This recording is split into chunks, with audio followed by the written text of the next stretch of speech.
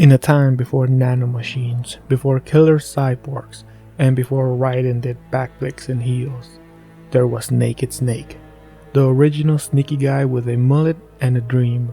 A dream to survive the Cold War, defeat his mentor, and maybe not die from food poisoning. This is Metal Gear Solid 3 Snake Eater, a game that asks the real questions. What if James Bond was really into cardboard boxes? Can you fight a man made of bees?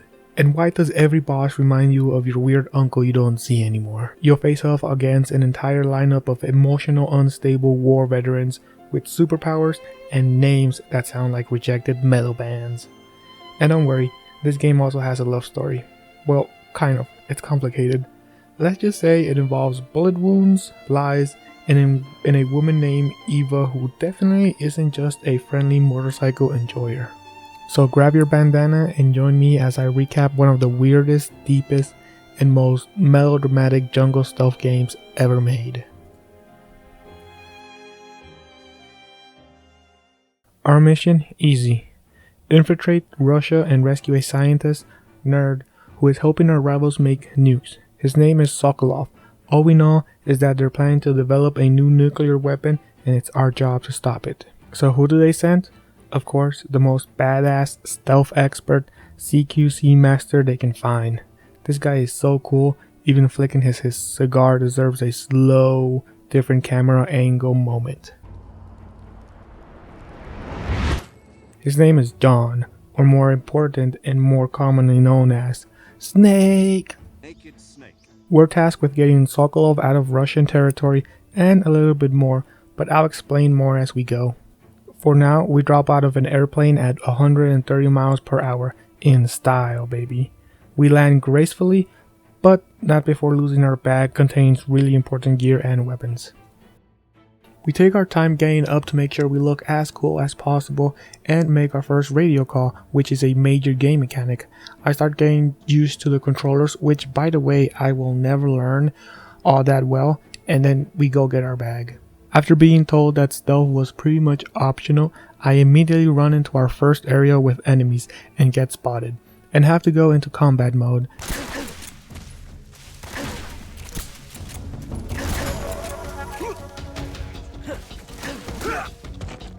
And this happens throughout the whole game, so don't think I get any better at this stealth thing. We make it to where Sokolov is being held, and by the way, for being a top tier scientist who is helping create some ultimate weapon, they sure do treat him like shit. Anyway, mission almost complete. I just hope a random wildcat doesn't come out and spoil my victory. Oh my god.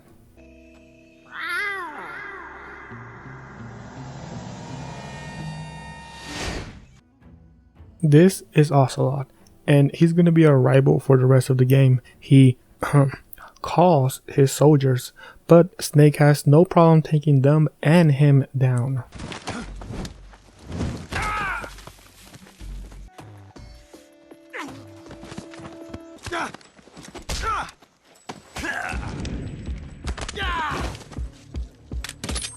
We reunite with Sokolov, and man, this mission is going smoothly. We also get a look at the weapon that Sokolov was helping to make, the Shoggothod, a tank able to launch a nuclear missile from almost any terrain. But they can't complete it without Sokolov. That's why we must hurry and take him to safety. Look at that, we even get some unexpected help from our mentor. Isn't that nice? Right? Right? Well, no. Turns out she betrayed us to go join Gru and some old friends, the Cobras.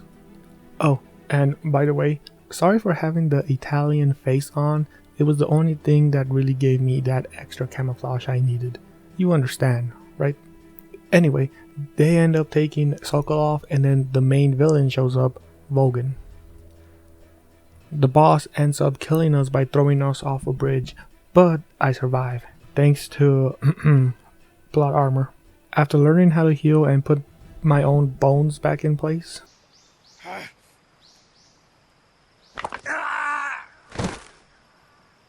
Vogan takes the Shoggothod and uses a nuclear warhead to destroy a research facility and blame it on America.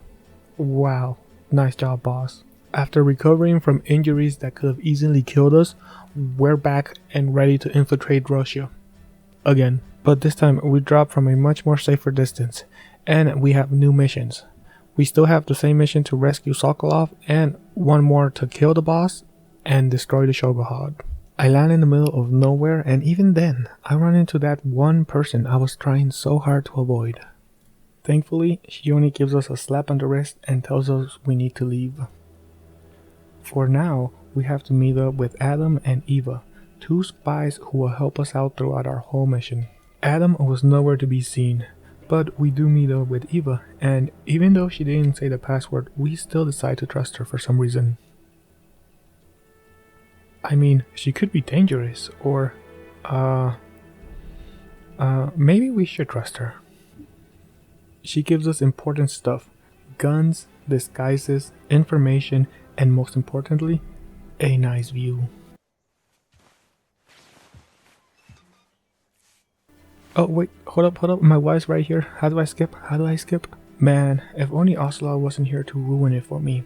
Eva does get captured here, and Ocelot loses no time at all.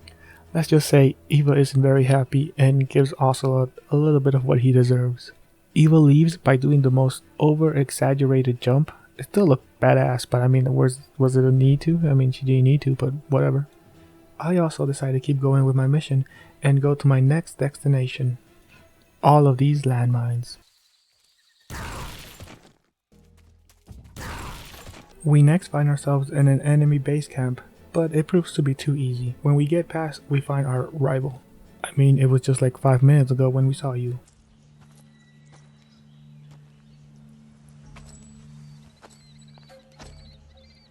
But Ocelot, who seems to take my tips and advice really well, is still too bad at showing off every moment he has. But with the help of some local bees, we're able to defeat Ocelot without dying once, may I add. Too bad we were interrupted by what seems like the same bees I made mad from before. You know, the ones I destroyed their house. We get stung and decide that jumping off a cliff was a better idea. And I guess it was, cause look at that, unscratched. Well, turns out those bees weren't there on their own. They were from the pain. Pain in the ass, bro. A boss battle after a boss battle. This guy has one power. Bees. Everything bees. Oh, and apparently he can also create guns out of thin air. I don't know how he does that, but that's another power he has. He uses his bees in attack, but also in defense. The only way to get rid of his bee defense is by throwing some grenades or using a shotgun. Too bad I kind of used most of my grenades in the Ocelot fight. In his second phase, he releases his bullet bees, and not only do they hurt, but they keep doing damage over time if you don't cure it fast enough. The fight lasted a while with me just going into the water, coming out, shooting, going back into the water, just on repeat. Pretty much until I kill him and he blows up with a bomb that makes the pain noise. What even is this?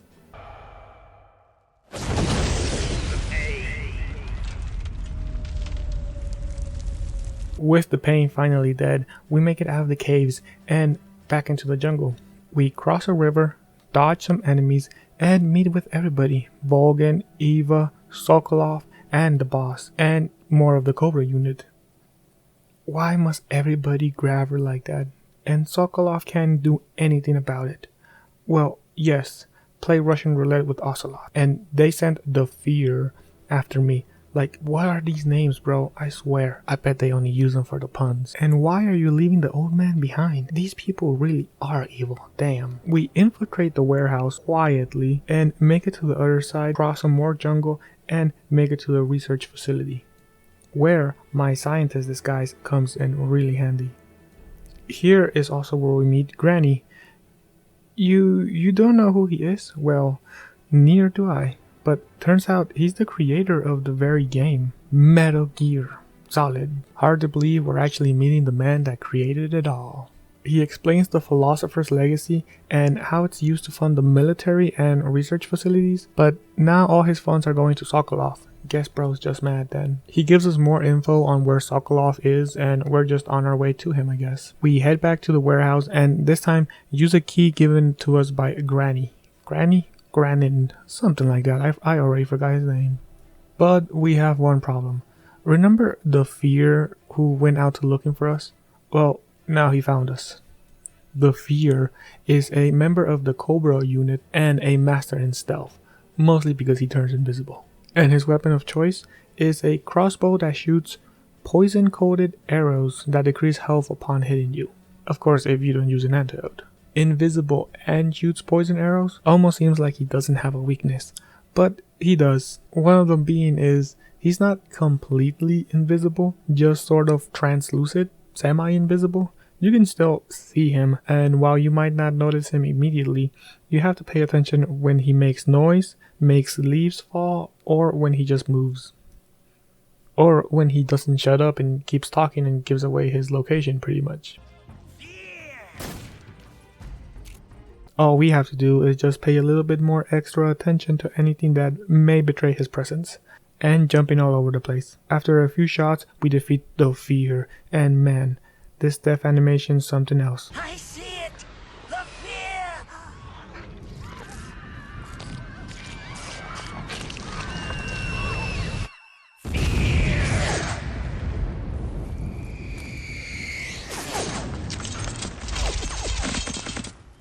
Where did he keep those anyway? That's a lot of arrows. We continue our way and get a call from Eva who warns us that the end is waiting for us even though we just fought a boss a moment ago. Oh shit, here we go again. We sneak past some more guards and find myself on the other side of a sniper aiming right at me. And even though I spot him first, get a headshot, the old man still has some fight in him. But this fight, without question, is my favorite fight of all time. It's like playing a deadly hide and seek, where we're both hiding and the loser ends up with a bullet in the head. Which is bad, because then that will be the end of us. Get it? Right? I used his name as a... Oh, you get it? Oh, okay. Well, turns out I'm a lot better than I thought, because more than one time I actually managed to sneak up behind him and hold him captive, I guess. Even though I didn't know what to do, I just shot him in the back a couple times. All he did was just run away. After a while of surprising him from behind, we finally killed him. You could say it was his end.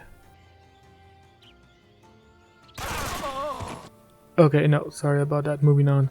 At least he didn't explode with the end explosion. Okay, never mind. Are they all gonna do this? We make it to the tunnel and climb what feels like the longest set of ladders in any video game. They even put music so you won't get bored.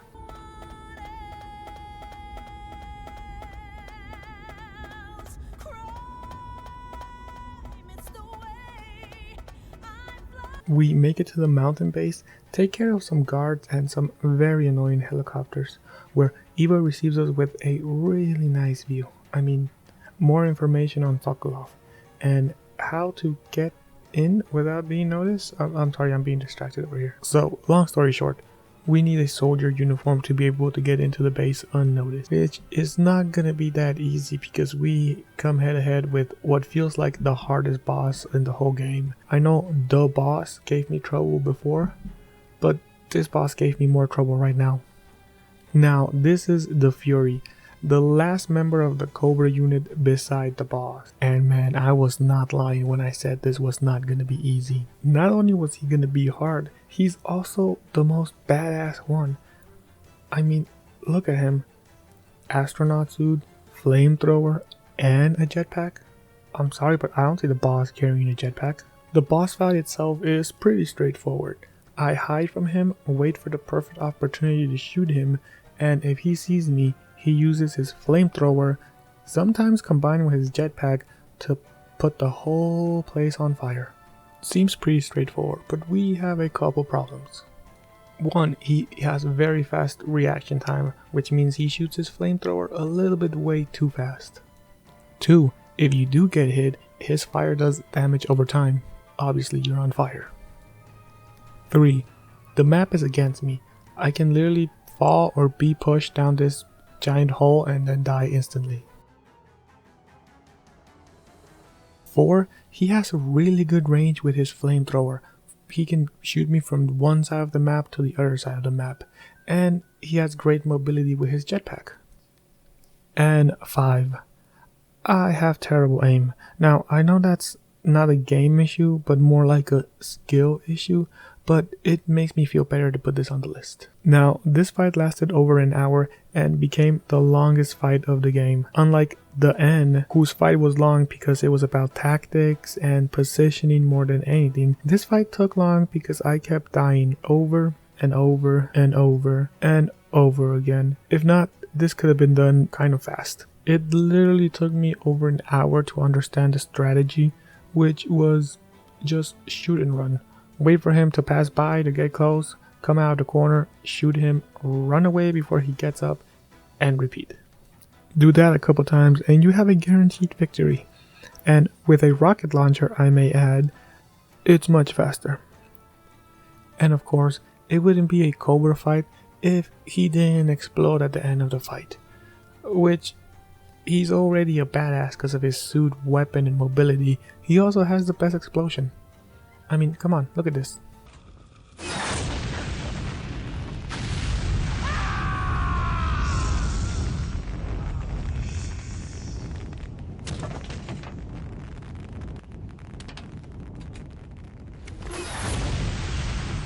Behold, the flames of fury, the fires of hell will purge me clean.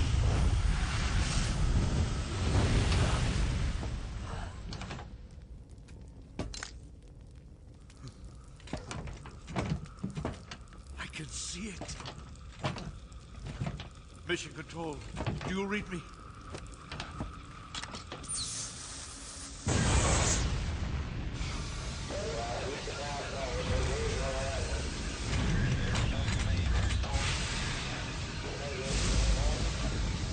I'm coming home.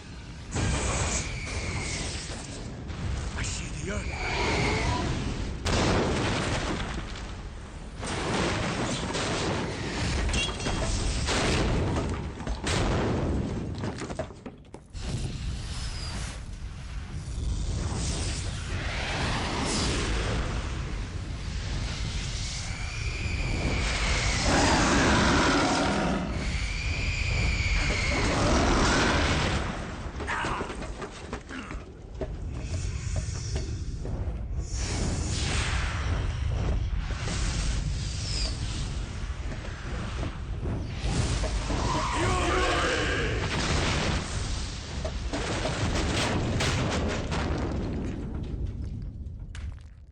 We finally make it to the research facility where I disguise myself as a scientist.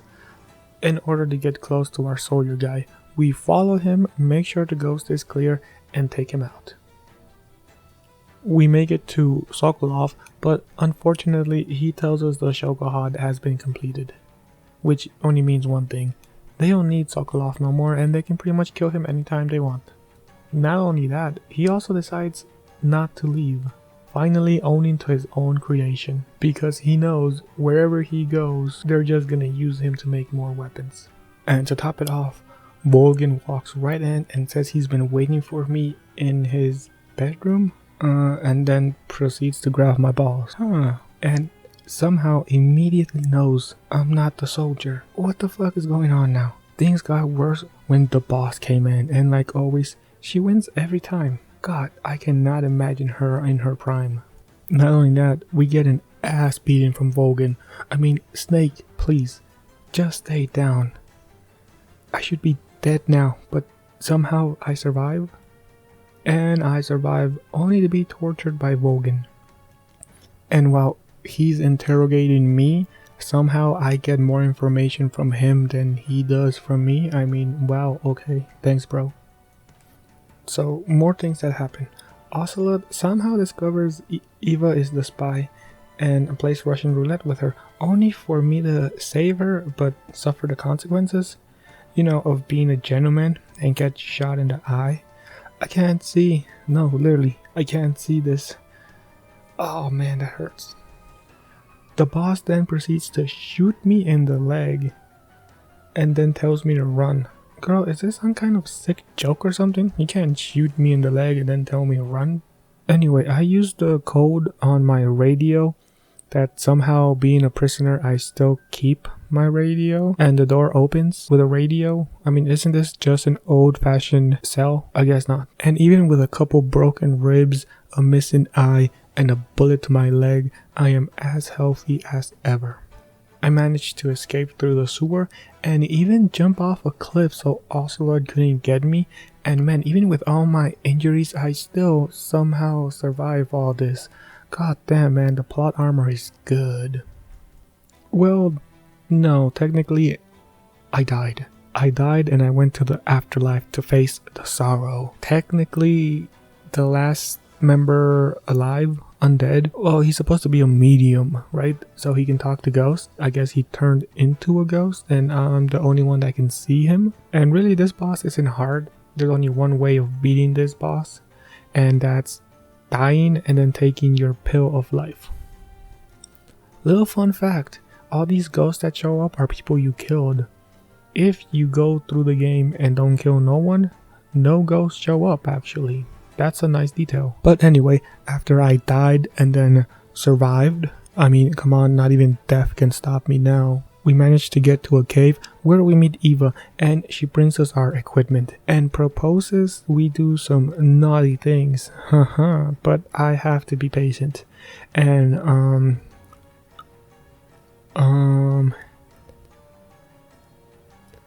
thank God my wife is asleep, otherwise I'd be sleeping in the streets.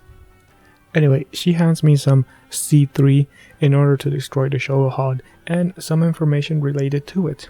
We sneak our way back into the base, past some guards in order to make it back into the facility. Now our uniform won't work, but we still have our scientist one, and this one works as long as we don't get too close to anyone. We managed to make it to the hangar, but we have one problem. My scientist uniform doesn't work in here, so I'm gonna have to use my super stealth skill, and it went just as you imagined. We did manage to put the C3 under every fuel tank, but then we get discovered by everybody. I mean, come on, do you guys hang around together everywhere you go? They discovered that Eva was the spy while she was trying to steal the philosopher's legacy, and Bogan did not like that at all. After Eva and the boss leave, we have ourselves a battle with Bogan that lasts a little bit too much. It's a simple fight.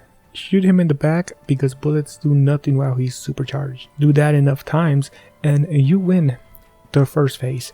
Yes, there's more phases, but before that we have to escape because the C3 is gonna detonate and it's gonna blow everything up, including us. We make it out just in time as Eva comes to save us, and it turns out all her wounds and broken bones were apparently fake. She tells us that boss is waiting for us by the lake and we now have to meet her. Only one problem. God damn, man, the problems just come one after another one. Bogan is still alive and the Shogohod wasn't destroyed. Well, that's actually two problems then. It turns into a run and shoot game with me having infinite ammo, so you know I'm using the heavy machine gun. Let's go. Somehow the Shogohod is able to go 300 miles per hour, but struggles to keep up with a motorcycle. More plot armor, I guess. Otherwise, he would just run us over. Okay, story time. This isn't the first time I play Metal Gear Solid Snake Eater. I played it when I was much younger, and I played it on the PlayStation 2. I wasn't rich, so I didn't have any more games, and especially many controllers. I had a third-party controller that lasted maybe 3 weeks before I started to notice really bad joystick drift, and it was bad. To be honest, it took me over an hour and a half maybe to shoot the explosives on the bridge. Someone normal would have stopped there, but no, not me. I stopped at the boss fight. The boss fight? The boss fight. So no, I never finished Metal Gear Solid Snake Eater 3. But thank God with the better controller, I have better aim. And let's hope the boss fight goes a lot better. Alright, story time over. So, anyway, with a better controller and better aim, we take down the Shogohod and get ready to leave. Oh wait, never mind. He's not dead. See what I mean when it's the first phase and there's many more and that this fight lasts a little bit too long? Yeah, but anyway, a couple more rocket launchers and some more back shots.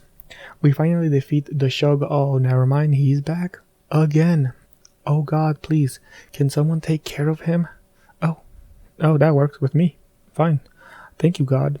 On our way to the lake, we get a little distracted and end up dying.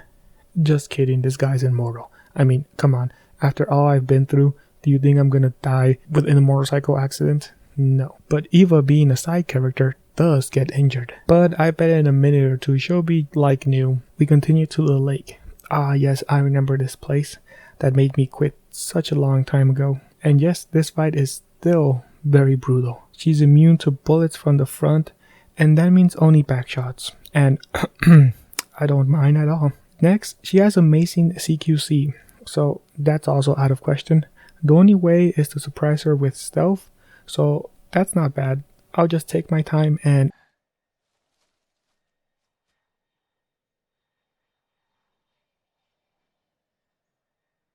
This is the end.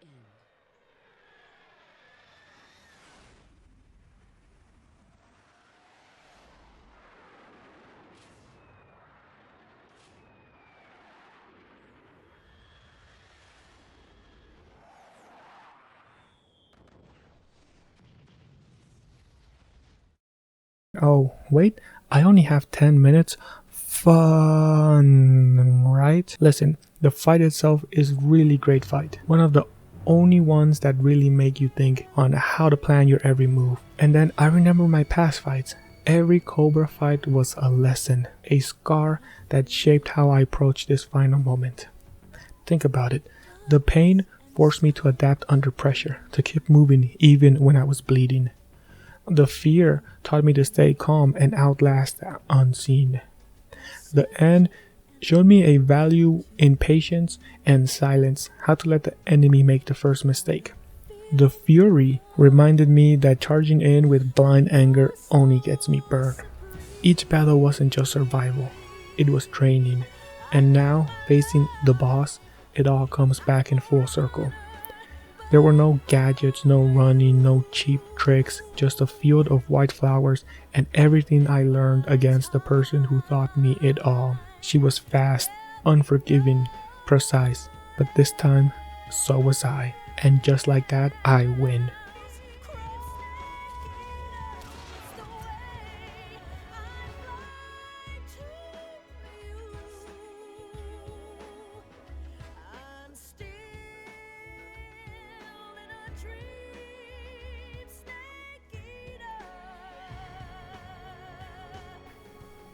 But what did I win? It all just feels like I lost something I'd never get back. Like if a part of me died and is rotting from inside of me. The feeling only gets worse when I found out the truth from Eva. I was finally able to beat the game after so many years. There was no happy ending, just a feeling of pain, of lament, betrayal, just sorrow.